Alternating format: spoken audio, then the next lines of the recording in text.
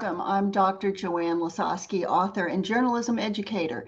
We are here to discuss issues of importance to the Caucasus, and with me today is Paul A. Goble. Mr. Goble served in many capacities at the U.S. State Department, including the CIA and the International Broadcasting Bureau.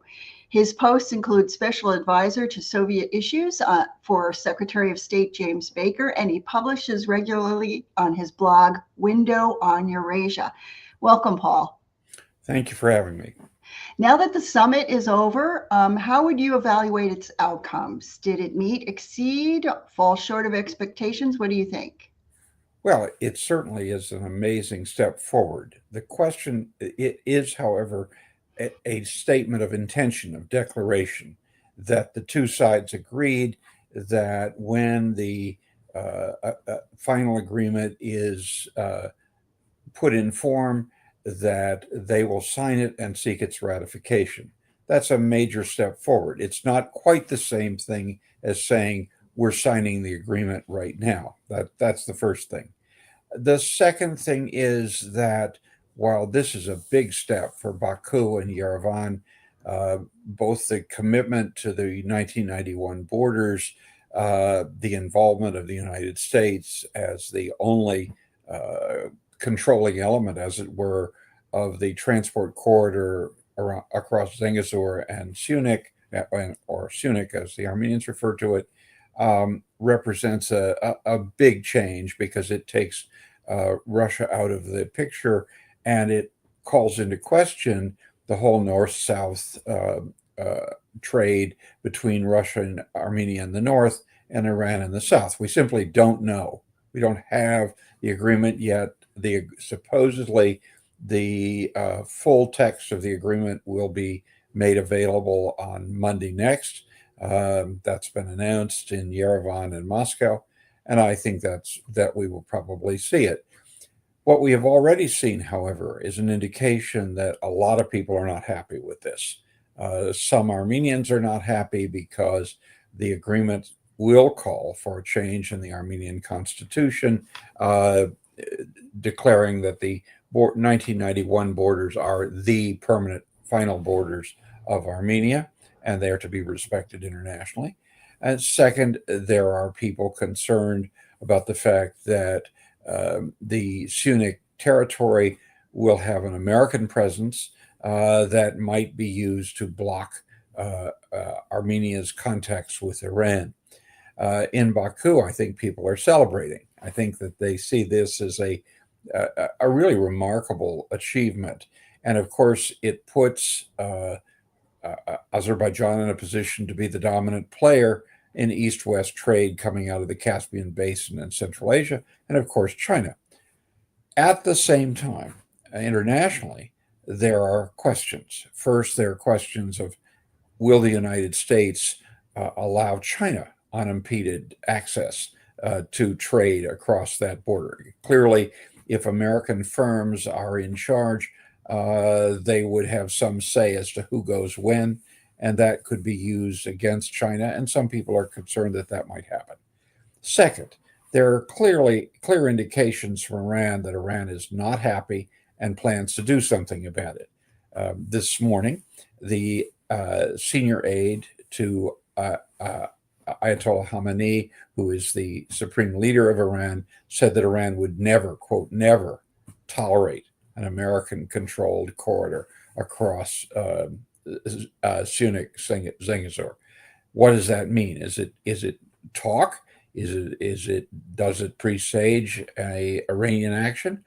Well, I think it's at least possible that the Iranians plan to do something to make things difficult. After all, it's going to be a while, even if everything goes forward in the signing of what is a real peace treaty going beyond the declaration.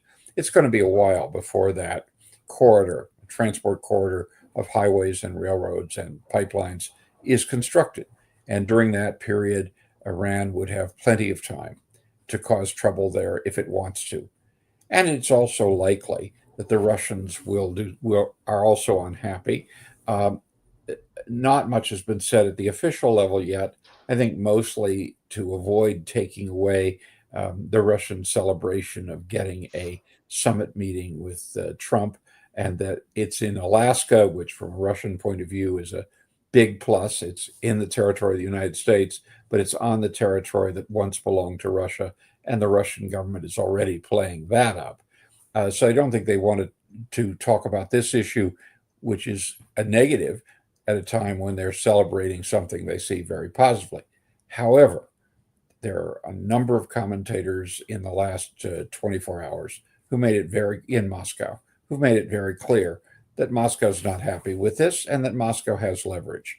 We've seen the ability of the Russian side to get Armenians to go into the street to protest against the Pashinyan government. It's not unthinkable that will happen again. The Russians have a military base, no one should forget, in Armenia. And they've recently announced that they've upgraded it. They've provided it with new weapons and more people, more soldiers. Could they use that in conjunction with some group in Armenia that doesn't want to go along with this? It's not unthinkable. Again, it's not going to happen this week. It's not going to happen tomorrow. This is going to happen in the course of the construction of this corridor arrangement, which in the very best of cases is going to take several years. So, yes, it's a great step forward from the point of view of both Baku and I think Yerevan as well. Baku has now committed itself to recognizing the 1991 borders of Armenia. That's something Armenia cares profoundly about.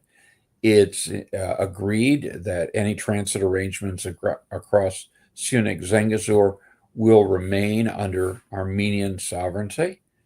It's managed to push the Russians aside, which Baku has been moving in that direction for some time, especially since the shooting down at the end of last year of an Azerbaijani airplane from Russian territory. So there are lots of reasons on both sides for celebration about this as a major step forward. I would just be very cautious in saying that we've had expectations of major steps forward in the past that haven't always worked out. And this will require a great deal of work to make sure that the words on paper are realized on the ground. So at the summit yesterday, there was a lot of talk about the Nobel Peace Prize. And do you think that these peace efforts that are happening now will carry much weight when that decision is made? It's the gift of the Nobel Peace Prize is not something that resides with the leaders of other countries. It's a committee in Scandinavia that makes that choice. I think they've shown where they are with respect to Mr. Trump and with the direction of his policies. I think it's now become almost a requirement of dealing with the U.S. president that if you want something, you've got to say, well, he's done something that deserves the Nobel Peace Prize. We've seen that in other countries. It's a way to get attention. It's a way to get approval. Trump clearly cares very much about that. My own guess is that there's nothing, that it's not very likely that the Scandinavians will decide to give Mr. Trump a peace prize for this, or indeed for anything that I can imagine him arranging. That's my personal opinion, but it's based on the fact that the Scandinavians, the Norwegians, and the Swedes are both involved, have their own views of the world, and I don't think they include the idea of supporting as peacemakers people who are using force as opposed using brute force rather than using negotiations. That would be a departure from what people have given, what the Nobel Committee has done in the past. Is it impossible? Of course not. Nothing in this world, I guess, is truly impossible. Is it very likely? I think not. And I think that the statements by the Prime Minister of Armenia and the President of Azerbaijan in that regard were a way of saying thank you for what the Trump administration has done, but they're not very predictive of what will happen next. Let's talk a little bit about how this is playing out in Baku. President Aliyev says that sanctions have been lifted. What does this mean in practical terms? Does it mean that Section 907 is being lifted? Well, I think that there is in Section 907 a national security waiver, which gives the president the ability to suspend its application if he judges that's in the compelling interest of the United States. We haven't seen yet, anyway, a direct statement other than coming from Baku that the American administration is prepared to invoke that national security waiver and lift 902. Presume that would seem to follow from what we're hearing from Baku, but again, I'd like to see that there's a real statement on that. You know, I mean, that's not something that's negotiable, as it were. That's something that the president of the United States would need to declare is in the national security interest of the United States, and that he's suspending that restriction and others. That may happen. It's entirely possible that to get this accord, this declaration over the line, that was a sweetener that was offered, that was asked for and offered, and it would certainly be consistent. But again, we have to see whether that's a wishful thinking on the basis of some, shall we say, fuzzy language. Saying they're going to lift restrictions is one thing. Saying they're going to lift 902 is another matter. Could that open the door for Azerbaijan to receive U.S. weapons if that is lifted? I think that the Azerbaijanis could get weapons at that point, although I suspect they can pay for them. That's for sure. They buy them under that arrangement. If there's a peace, if there's an agreement that really constitutes a peace, then having the United States sell arms to Azerbaijan is something that you could certainly consider, given that Azerbaijan has other neighbors who are problems. If Armenia is committed to living in peace with Azerbaijan forever, that's one thing. Clearly, Iran isn't. Russia, I would argue, isn't either. And so providing Azerbaijan with more weapons to make itself more able to defend its own position, I think would be utterly consistent with what we've seen in the past 24 hours. So how is this summit playing out in Armenia? You said that there are some people that are lots of Armenians happy about this. Lots of Armenians are furious. And so is Prime Minister Pashinyan losing strength or gaining strength? No, I mean, the thing is, Pashinyan has pursued a very consistent policy. He wants an accord. He's prepared to change the constitution. He has taken a very tough line against the Armenian church, which is opposed to those kinds of things. There are lots of people in the opposition. There are the 100,000 ethnic Armenians from Karabakh who've come in who are not happy about this. This is a nation that has retreated from territories it was once considered its own for a very long time. I mean, the whole the horror of 1919 was something about suddenly the Armenian community and its space, the space on its world map, was contracted enormously. So if you think of yourself that we're in retreat, and your own prime minister suggests we'll throw that out of the Constitution, and that's what Pashinyan has certainly appeared to say he's prepared to do, you're going to have people who are going to be angry. Now, anger can lead to demonstrations. The question is, can that anger lead to political changes? I think we have to be open to the possibility that either overtly or covertly, such protests would be supported by Russia, and that could create all kinds of problems. Then what? I mean, I'm not saying it will happen. I'm just saying it can happen, and I would caution everyone to realize that the so-called Trump corridor isn't going to open tomorrow. It's going to be months or even several years. And that's going to provide a time for people who don't want it to open to try to create problems. I would think that given what we've seen, a lot of Armenians are not happy. They don't like the idea of being, further back. And some Armenians have said, and some Russians have echoed this, that this is one more step of the retreat of Armenia to non-existence, and that's pretty strong language. So, and therefore they're opposed. Now, I think Prime Minister Pashinyan understands that if there is another power in the South Caucasus other than Russia, and that power is prepared to make sure that these things go forward, and that would be the United States, assuming that what we're seeing represents a commitment, a long-term commitment, rather than 99 years is what the rental agreement is supposed to be for. Then what Pashinyan is doing makes absolute sense, but it isn't going to appeal to everyone in Armenia who are going to see this as one more case where area that was clearly ours, uncontested, is now being contested. We've lost places we thought we could hold.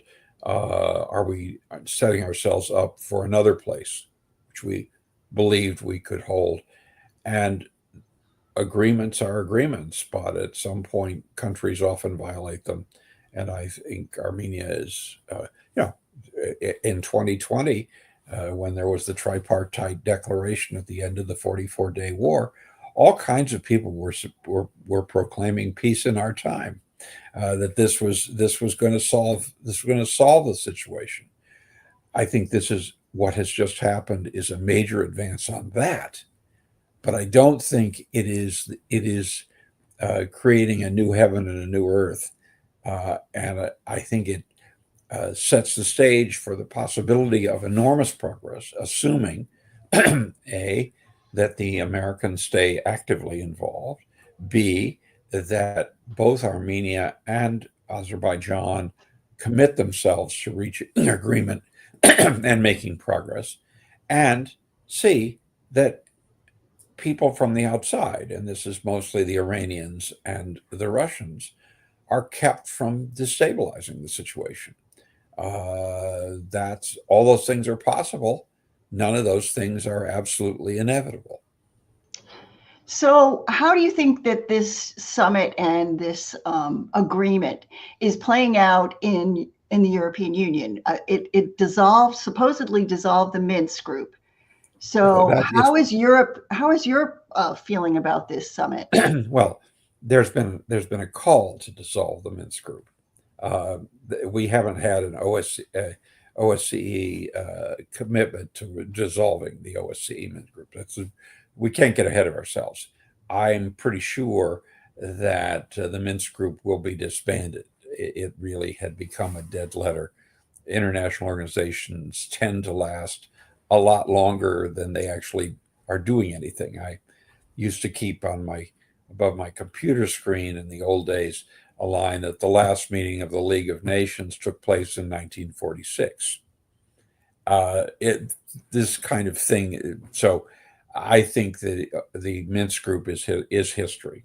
Having said that, the Europeans have their own interests. I mean, clearly they're worried about a situation where it looks like they're not going to be the big players in the South Caucasus, that the Americans are. They're concerned about how China may react to this, what the Americans may do, given that there's been a clear indication in Washington in recent months that the Trump administration views China as a much bigger threat to the United States than it views Russia. I think many Europeans have a different view, that Russia is a much bigger threat to them and to the world than China. But if the Americans play this so that China is restricted in its ability to move oil and gas and other cargo east and west on through the corridor, then from a European perspective, that isn't going to be very welcome. As so often happens in international affairs, this great event happened on a Friday afternoon. It's now Saturday. If you ask me in a week's time, I may be able to give you a better readout of what the European chancelleries are doing. But this is not only a weekend, but an August weekend. And a lot of people who might be sitting at desks grinding out texts are fishing. So tell us about how this is playing out in the U.S. Do you know anything about the U.S. company directly involved in building and maintaining the Trump road trip? Well, there are a number of companies that have applied to be involved. The selection of the companies, I don't think has happened yet. I mean, or at least it hasn't been announced. There are a large number of American corporations with great deal of experience in building railways, highways, and pipelines around the world. I am sure that of those, supposedly there are 9 that have applied to already, or have said they're willing to get involved. What that means, I don't know. We haven't had a listing saying these are the 9 that are applied. This is how the decision is going to be made.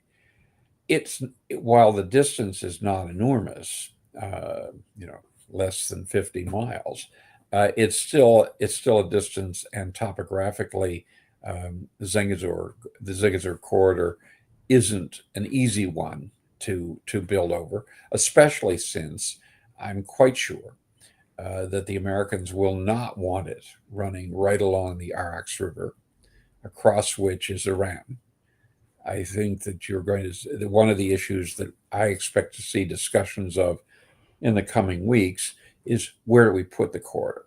In the past, the corridor ran right along what road system there ran along the Arax River, because that was the flattest area and the cheapest way to build a road.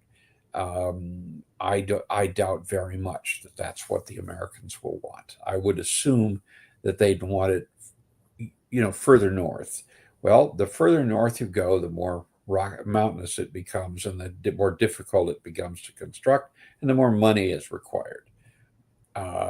If you build a American-controlled corridor right along the Armenian border, from a lot of people's point of view in Iran, that's a casus belli. That's something that you would have to respond to. So my guess is that there'll be some effort to look further north. Exactly where, I don't think we know yet, and that's another one of the unknowns. One of the things that happens whenever you get a big agreement like that is, even with the best will in the world, even with the commitment to having peace between these two countries forever and ever, the fact of the matter is there are an awful lot of issues that are going to have to be thrashed out in the coming weeks and months. If there's goodwill, I'm pretty sure that's possible. If there's enough money, then it can be done, and enough attention and interest. Tragically, in all too many places in the world, that goodwill dissipates with time, and the amount of money and attention that outside powers are prepared to focus on something tends to go away. And if that happens, then we may look back at this event, this Washington meeting, as yet another step forward. But how far a step forward, and whether it proves irreversible, that may look very different in 6 months or a year. So I hope this really happens. I've always believed that addressing the Zengezur corridor is the key ultimately to peace. It is something my own name is associated with 35 years ago, when I wrote the Goble plan about the swapping territories. That's, of course, of only historical interest to me, but it is the fact this is the critical dimension. And I give credit to all 3 leaders for going as far as they have. I'm just aware of how difficult and intractable a lot of these problems are, and how many details have to be worked out and announced and committed to before I'm prepared to say we finally got a settlement that we can be confident of and can look away from for the coming decades. Well, thank you so much, Paul A. Goble, for your insights. We'll check back with you, yes, pretty soon to find out if some of these issues that you're talking about need to be watched will be actually taken care of. Thank you. Thank you.